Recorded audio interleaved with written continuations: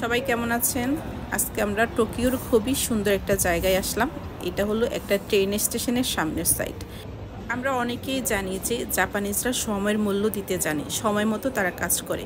তো তার একটা প্রমাণ আপনাদেরকে দিই। আমি জাপানে আসার পর যেটা দেখছি বা যেটা আমার নিজেরও করতে হয় সেটা হলো একজন জাপানিজ যদি আরেকজনকে কথা দেয় যে তোমার সাথে আমি আগামীকালকে দেখা করব 10টায় ওই জায়গায়, মানে জায়গাটা অ্যাড্রেসটা দিয়ে থাকে, তাহলে দেখা যায় পরের দিন 10টা বাজে, মানে 10টা বাজে না, 10টা বাজার 10 থেকে 15 মিনিট আগে ওখানে যে ওই জাপানিজ অপেক্ষা করতে থাকে তার সাথে দেখা করার জন্য।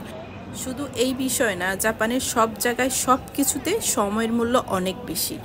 আমি এখন পর্যন্ত জাপানের অনেক জায়গায় আমার যাওয়া হয়েছে, স্কুল, কলেজ, ইউনিভার্সিটি, এখনও যাচ্ছি ওই সব জায়গায়।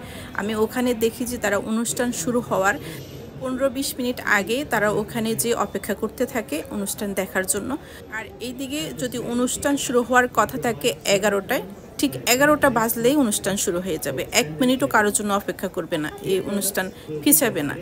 জাপানিজরা শুধু সময়ের মূল্য না, জাপানিজরা সময়ের মূল্যের সাথে সাথে কথার মূল্যটাও তারা দেয়। তো এই জন্য আজকে আপনাদের সাথে জাপানিজদের সময়ের মূল্য নিয়ে ভিডিওটা শেয়ার করলাম। আল্লাহ হাফেজ।